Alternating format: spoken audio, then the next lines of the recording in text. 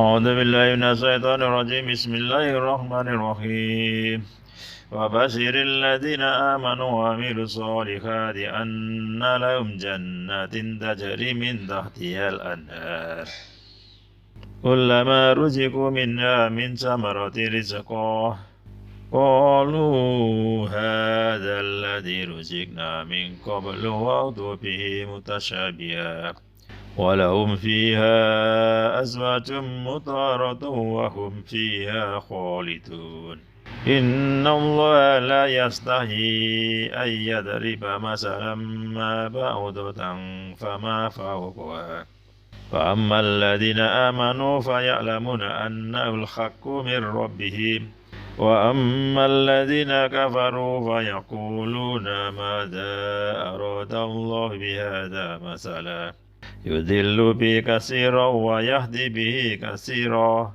وما يضل به إلا الفاسقين الذين ينقضون عهد الله من بعد ميثاقه ويقطعون ما أمر الله به أن يوصل ويفسدون في الأرض أولئك هم الخاسرون كيف تكفرون بالله وكنتم أمواتا فأحياكم ثم يميتكم ثم يحييكم ثم إليه ترجعون والذي خلق لكم ما في الأرض جميعا ثم استوى إلى السماء وسواهن سبع سماوات وهو بكل شيء عليم Sadaqallahul Adzim.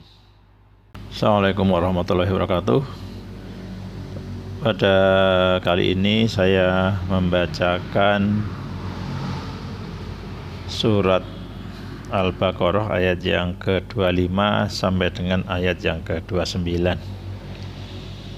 A'udzubillahi minasyaitonirrajim. Bismillahirrahmanirrahim.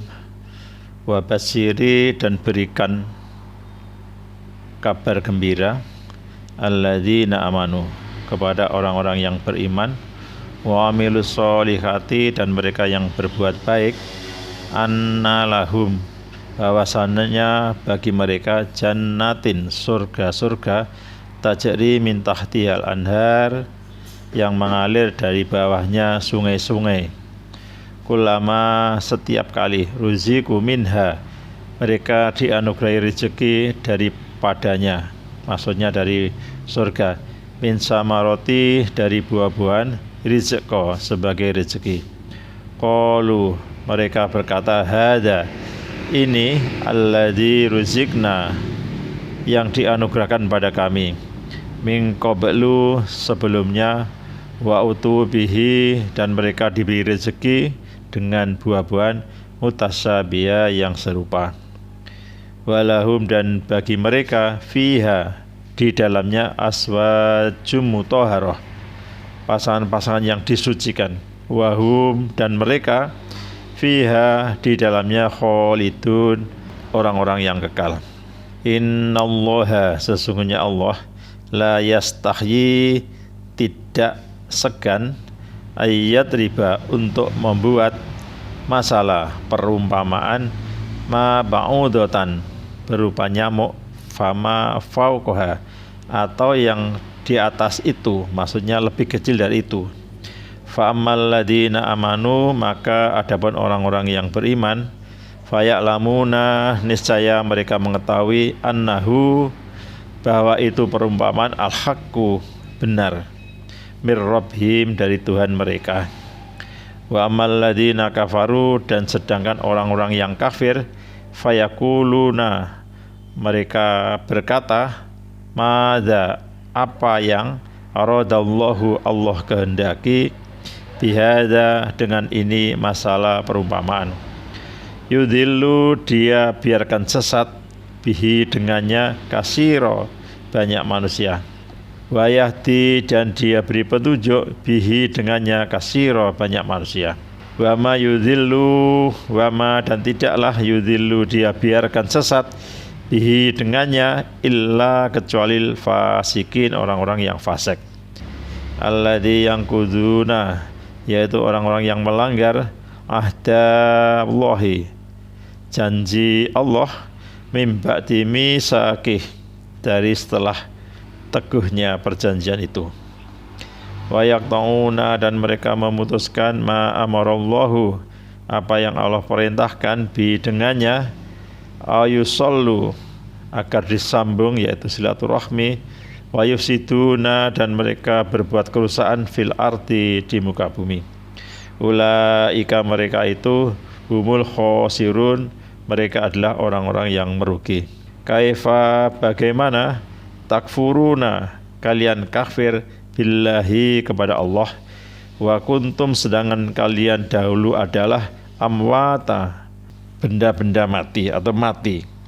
Fa ahyakum, lalu Allah menghidupkan kalian, summa, kemudian yumitukum, Allah mematikan kalian, summa, kemudian yuhyikum, Allah menghidupkan kalian, summa, kemudian ilaihi, kepadanya, kepada Allah maksudnya turja'un, kalian kembali atau kalian dikembalikan. Wa dialah alladzi khalaqa, dia yang telah menciptakan lakum, bagi kalian, ma fil ardi, apa-apa yang ada di bumi, jami'ah, seluruhnya. Summa, kemudian sumastawa, kemudian dia menuju ilas samai, ke langit, wasawwahuna, maka dia sempurnakan langit-langit itu, sama samawat, menjadi 7 langit, wawa, dan dia Allah bikulli syai'in, dengan segala sesuatu, alim, maha mengetahui. Terjemah dari surat Al-Baqarah ayat 25, dan sampaikanlah kabar gembira kepada orang-orang yang beriman dan yang berbuat kebajikan, bahwa untuk mereka disediakan surga-surga yang mengalir di bawahnya sungai-sungai. Setiap kali mereka diberi rezeki buah-buahan dari surga, mereka berkata, inilah rezeki yang diberikan kepada kami dahulu. Mereka telah diberi buah-buahan yang serupa, dan di sana mereka memperoleh pasangan-pasangan yang suci. Mereka kekal di dalamnya. Untuk ayat yang 26, sesungguhnya Allah tidak segan membuat perumpamaan seekor nyamuk, atau yang lebih kecil dari itu. Adapun orang-orang yang beriman, mereka tahu bahwa itu kebenaran dari Tuhan. Tetapi mereka yang kafir berkata, apa maksud Allah dengan perumpamaan ini? Dengan perumpamaan itu, banyak orang yang dibiarkannya sesat, dan dengan itu banyak pula orang yang diberinya petunjuk.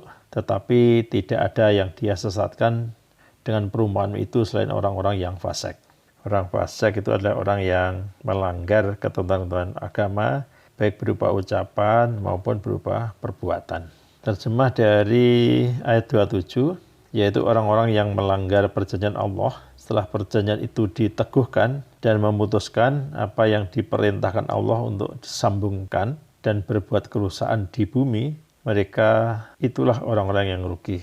Untuk terjemah ayat 28, bagaimana kamu ingkar kepada Allah, padahal kamu tadinya mati, lalu Allah menghidupkan kamu, kemudian Allah mematikan kamu, lalu Allah menghidupkan kamu kembali, kemudian kepadanya lah kamu dikembalikan. Dan yang terakhir, terjemah ayat 29, dialah Allah yang menciptakan segala apa yang ada di bumi untukmu, kemudian menuju ke langit, lalu dia menyempurnakannya menjadi 7 langit, dan dia mengetahui segala sesuatu.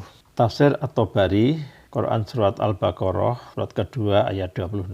Menurut para sahabat, diantaranya Ibnu Abbas radhiyallahu anhu dan Ibnu Mas'ud radhiyallahu anhu, ayat ini turun terkait dengan perumpamaan mereka seperti orang-orang yang menyalakan api, dan atau seperti orang yang ditimpa hujan lebat dari langit, yang mengibaratkan keimanan orang munafik dengan sekelebat cahaya api atau kilat. Mendengar perumpamaan ini, orang-orang munafik mengejek, Allah Maha Tinggi, Maha Gagah dibanding perumpamaan yang dibuatnya. Turunlah ayat ini yang menjelaskan bahwa Allah tidak malu dengan perumpamaan yang dia buat. Penafsiran lain dikemukakan Al-Rabi bin Anas radhiyallahu an.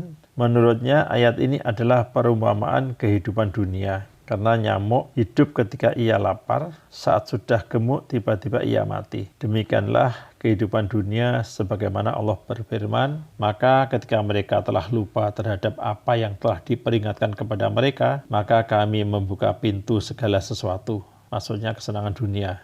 Sehingga ketika mereka berbahagia dengan apa yang telah mereka peroleh, kami pun mencabutnya dengan seketika, sedang mereka bingung dan bersedih hati. Quran Surat Al-An'am surat ke-6 ayat 44. Penafsiran ketiga dikemukakan oleh Qatadah ketika Allah menyebutkan nyamuk dan laba-laba dalam Al-Quran. Mereka yang sesat berkata, apa maksud Allah menyebutkan itu? Maka turunlah ayat ini menjelaskan bahwa Allah tidak malu menyebutkan kebenaran walaupun sedikit. Tafsir At-Tabari jilid 1 terbitan tahun 2001 halaman 422 sampai dengan 425. Sedangkan tafsir Ibnu Katsir As-Sadi dalam kitab tafsirnya meriwayatkan Ibnu Abbas dan Ibnu Mas'ud menjelaskan ayat ini, Allah Subhanahu wa taala telah memberikan dua perumpamaan orang-orang munafik sebagaimana disebutkan dalam ayat sebelumnya. Orang-orang munafik kemudian mencibir perumpamaan itu.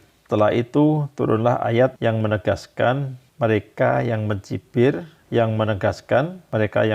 adalah orang-orang yang merugi. Sa'id meriwayatkan, Qatadah berkata, Allah Subhanahu wa taala tidak pernah segan mengambil perumpamaan sekecil apapun demi tegaknya kebenaran. Bahkan Allah membuat perumpamaan seekor lalat dan laba-laba. Mereka yang sesat dan merugi tersebut berkomentar, apa maksud Allah mengambil perumpamaan ini? Setelah itu turunlah ayat ini.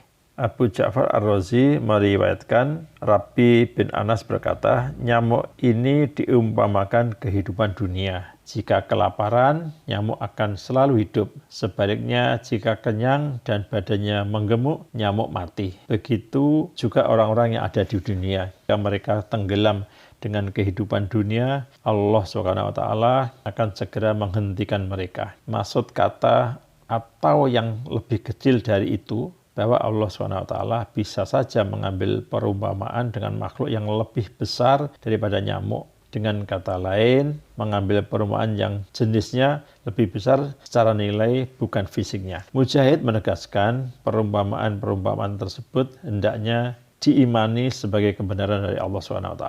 Keimanan inilah yang menjadi jalan turunnya hidayah dari Allah. Asbabul Nuzul Quran Surat Al-Baqarah surat kedua ayat 26 diriwayatkan oleh At-Tabari bahwa Allah menurunkan ayat ini sebagai bantahan atas anggapan dan perkataan segolongan orang kafir yang ingkar terhadap Al-Quran. Allah malu menjadikan permisalan dengan sesuatu yang kecil dan remeh sekecil lalat, semut, dan makhluk kecil lainnya. Sesungguhnya hal itu tidak pantas untuk diucapkan mereka. Kasanah pengetahuan yang dapat kita petik dari Quran surat kedua ayat 26, sistem pernafasan khusus pada serangga. Lalat terbang pada kecepatan yang sangat tinggi jika dibandingkan dengan ukuran tubuhnya. Capung dapat mengembara dengan kecepatan 25 mil per jam atau 40 km per jam. Bahkan serangga yang lebih kecil dapat mencapai kecepatan hingga 31 mil per jam atau sekitar 50 km. Kecepatan ini sebanding dengan manusia yang melakukan perjalanan dengan kecepatan ribuan mil per jam. Manusia hanya dapat mencapai kecepatan ini bila menggunakan pesawat jet. Padahal jika kita mengingat ukuran pesawat jet jika dibandingkan dengan lalat, jelas bahwa lalat-lalat ini sebenarnya terbang lebih cepat daripada pesawat terbang. Pesawat jet menggunakan bahan bakar khusus untuk menggerakkan mesin berkecepatan tingginya. Dia terbang, lalat pun memerlukan tingkat tenaga yang tinggi. Juga dibutuhkan sejumlah besar oksigen untuk membakar energi tersebut. Kebutuhan oksigen dalam jumlah besar ini dipenuhi oleh sistem pernapasan yang luar biasa yang terletak di dalam tubuh lalat dan serangga lainnya. Harun Yahya, judulnya Keajaiban Desain Alam, tahun 2002 ya. Sekian teman-teman, mudah-mudahan belajar kita memahami makna dan isi Al-Baqarah ayat 25 sampai 29 ini ada guna manfaatnya. Kita cukupi sekian. Wassalamualaikum warahmatullahi wabarakatuh.